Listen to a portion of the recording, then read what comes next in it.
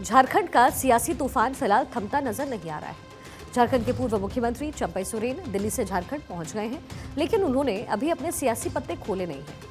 CM की कुर्सी जाने के बाद से चंपई सोरेन दर्द में हैं, जिसका इजहार उन्होंने सोशल साइट पर भी किया और सियासत के तिराहे पर खड़े होकर के अपने राजनीतिक जीवन में ऑप्शंस उन्होंने रखे थे। चंपई सोरेन के क्या वो 3 ऑप्शंस थे, जरा वो देख लीजिए। पहला ऑप्शन उनका क्या था, दूसरा क्या और तीसरा क्या। पहला ऑप्शन था कि राजनीति से वो संन्यास लेंगे, दूसरा ऑप्शन पार्टी बनाएंगे, तीसरा ऑप्शन किसी भी दल के साथ वो चले जाएंगे। लेकिन अब से कुछ देर पहले जो उन्होंने ऐलान किया है, उसके बाद ऐसा लग रहा है कि 2 ऑप्शंस उनके खत्म हो चुके हैं। राजनीति से संन्यास वो नहीं लेने वाले। उन्होंने कहा कि आज जीवन में झारखंड के लोगों के लिए काम करता रहूंगा, यानी कि पहला ऑप्शन नहीं है। तीसरा ऑप्शन किसी दल के साथ वो जाएंगे, जो उन्होंने रखा था वो भी कैंसिल ही समझिए, क्योंकि एक बार फिर से झारखंड उनकी वापसी हो चुकी है। दिल्ली पहुंचे थे वो, तो यह संभावनाएं जाहिर की जा रही थी कि हो सकता है कि बीजेपी का साथ उन्हें मिल जाए या फिर किसी भी पार्टी का, बट लगता है ऐसा होगा नहीं। तो अब दूसरा ऑप्शन जो है वो उनके पास है, वो है पार्टी बनाएंगे, जिसकी घोषणा उन्होंने अब से कुछ ही देर पहले की भी है। चंपई सोरेन ने अपने 3 ऑप्शन में से दूसरा ऑप्शन चुना, मतलब कि चंपई सोरेन झारखंड में अपनी पार्टी बनाने वाले हैं। ये अब लगभग तय माना जा रहा है। अच्छा, कोल्हान टाइगर कितने पावरफुल हैं, ये आपको समझना चाहिए। हमारा जो 3 ये है,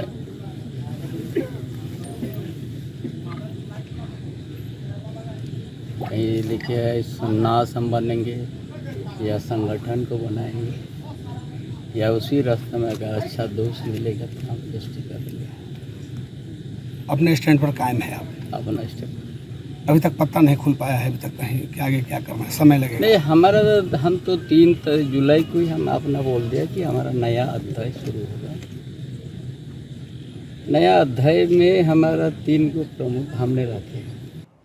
अच्छा, झारखंड की राजनीति में ना चंपई सोरेन का कद बहुत बड़ा है। उन्हें कोल्हान टाइगर के नाम से भी जाना जाता है, लेकिन कितने पावरफुल हैं ये कोल्हान टाइगर, जरा आपको कुछ आंकड़े दिखाएंगे तो आपको और क्लियर चीजें समझ में आएगी। चंपई सोरेन की ताकत झारखंड में क्या है और जेएमएम को कैसे वो नुकसान पहुंचा सकते हैं, वो आपको कुछ आंकड़ों के जरिए बताते हैं।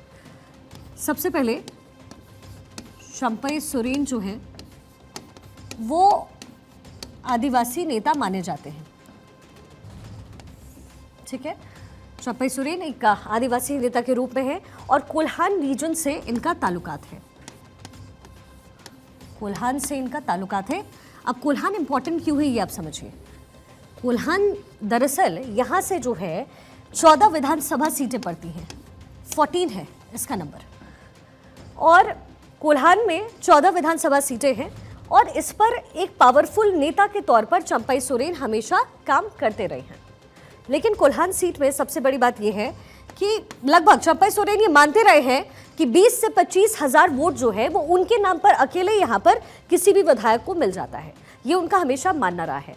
अब 14 विधानसभा सीटें हैं कोल्हान रीजन में, और अगर चंपई सोरेन जेएमएम से अलग हो जाते हैं तो यानी इसका मतलब साफ है कि लगभग जो चंपई सोरेन का मानना है कि 20 से लगभग 25 हजार वोट्स चंपई सोरेन मानते हैं कि ये अकेले उनके नाम पर ही मिल जाता है। अच्छा, यहाँ आपको एक गणित और समझना चाहिए। ये गणित ये है कि मान लीजिए यहाँ से कोई भी किसी भी दल का विधायक जीतता है तो जो वोट का डिफरेंस होता है, जो वोट का डिफरेंस है, वोट अंतर जो होता है वो बहुत कम होता है। ऐसा माना जाता है कि 10 से शायद 20 हजार का ही अंतर होता है किसी भी जो भी प्रत्याशी यहाँ से जीतता है, यानी कि इन 14 विधानसभा में जो कोल्हान रेंज में अगर बोलते हैं, कोल्हान रीजन में अगर कोई जीतता है तो ये अंतर बहुत कम है, 10 से 20 हजार। अब ऐसे में अगर चंपई सोरेन जेएमएम से अलग हो जाते हैं, यानी कि अगर पूरी तरीके से ये फैसला पटल पर वो रख देते हैं, तो कुल मिलाकर के बात एक ही समझ में आती है कि चंपई सोरेन किसी के साथ भी जाएंगे, जेएमएम को नुकसान बहुत होने वाला है। अब हमने 3 ऑप्शन की आपके सामने बात की थी कि जो 3 ऑप्शन उन्होंने रखा था, जिसमें 2 ऑप्शन खत्म हो चुका है लगभग। पहला उन्होंने कहा था कि मैं राजनीतिक संन्यास ले लूंगा, राजनीति से संन्यास लूंगा। दूसरा कहा किसी पार्टी के साथ जाऊंगा। लेकिन जो उनका तीसरा ऑप्शन है ना, उस पर वो काम करते हुए नजर आ रहे हैं, अपनी पार्टी बनाऊंगा। उन्होंने अपनी पार्टी बनाने की घोषणा कर दी है। अब जब अपनी पार्टी बनाई है तो कोल्हान रीजन के जो 14 सीट जिसकी हमने बात की, ये 14 सीटें जिस पर उनका पावर चलता है, कह सकते हैं आदिवासी नेता के रूप में, इन 14 सीटों में कुछ नहीं अगर वो करते हैं तो कम से कम एक वोट कटवा की भूमिका वो जरूर निभाएंगे। वो यानी कि वोट काटने का काम जरूर कर सकते हैं। यानी कि जीत के लिए तो उनको ज्यादा नंबर चाहिए, लेकिन इन 14 सीटों पर वो वोट काट सकते हैं। किसका? जेएमएम का। कहा यह भी जा रहा है कि जो 4-5 विधायक की बात वो कर रहे थे कि हमारे साथ हैं, जेएमएम ने उनसे डायरेक्टली बात कर लिया है, ऐसी बातें निकल कर आ रही है सूत्रों के हवाले से। लेकिन उन्होंने चंपई सोरेन से बातचीत नहीं की है, यानी कि 14 जो सीटें हैं उस पर पूरा प्रभाव चंपई सोरेन का है। और एक और बात आपको सोचनी चाहिए, यहाँ पर ध्यान रखने की जरूरत है, गीता कोड़ा जो कि बीजेपी में शामिल हुई थी चुनाव से पहले, उन्होंने जो है वहाँ लोकसभा सीट पर वो लड़ी, हालांकि वो यहाँ पर हार गई। लेकिन अब गीता कोड़ा अगर बीजेपी में चंपई सोरेन शामिल हो जाते, अगर होते, तो फिर गीता कोड़ा प्लस यहाँ पर चंपई सोरेन, चंपई मिल करके जेएमएम को जो है अच्छा खासा नुकसान ये पहुंचा सकते हैं। और जैसा कि मैंने पहले भी कहा कि उन्होंने अगर ऑप्शन 2 चुना है जिसमें वो अपनी पार्टी बनाएंगे, तो कम से कम वोट कटवा वो जेएमएम के लिए शामिल जरूर होंगे। अब जरा जल्दी से मैं आपको 2019 का आंकड़ा भी दिखा देती हूँ कि क्या कुछ रहा था, विधानसभा चुनाव के नतीजे किस तरीके से रहे थे 2019 में। सिर्फ इस रीजन की हम बात कर रहे हैं, यानी कोल्हान रीजन की हम बात कर रहे हैं। विधानसभा की वहां पर कुल 14 सीटें थी, ये हमने आपको बता दिया। उस समय जब 2019 में झारखंड के चुनाव हुए थे तो इस रीजन में बीजेपी का खाता भी नहीं खुला। बीजेपी को इस रीजन में मिले थे 0। इसके साथ ही वहां जेएमएम को कोल्हान से जो है वो 11 सीटें मिली थी, कि खाते में 11 सीटें गई थी। ये इंपॉर्टेंट है, 14 में से 11 उनके नाम गई। कांग्रेस को मिली थी वहां पे 2 सीटें मिली थी, और इसके साथ ही निर्दलीय जो है, निर्दलीय 1। तो आप समझ गए, कुल मिलाकर के जेएमएम को जो 11 सीटें मिली थी, अगर इस बार चुनाव जब होता है और चंपई अब जेएमएम का अगर हिस्सा नहीं रहते हैं, तो एक बात तय है कि जेएमएम को यहाँ 11 सीटों का झटका जो है वो जोरदार तरीके से लगने वाला है।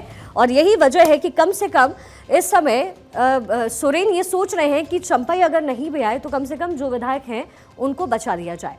राजनीतिक विशेषज्ञों का कहना है कि चंपई की जो ये उनका जो ज़बरदस्त गढ़ रहा है और ज़बरदस्त उनकी पकड़ रही है, यहाँ तक कि आदित्यपुर जो कि भाजपा का गढ़ माना जाता है, वहाँ भी चंपई हमेशा से जीत दर्ज करते रहे हैं। ऐसे में चंपई के आने से कोल्हान में झामुमो को बड़ा नुकसान उठाना पड़ सकता है। फिलहाल कोल्हान में 11 विधायक जेएमएम के हैं, जबकि कांग्रेस से मंत्री बन्ना गुप्ता और जमशेदपुर पूर्व से भाजपा के सरयू राय विधायक हैं।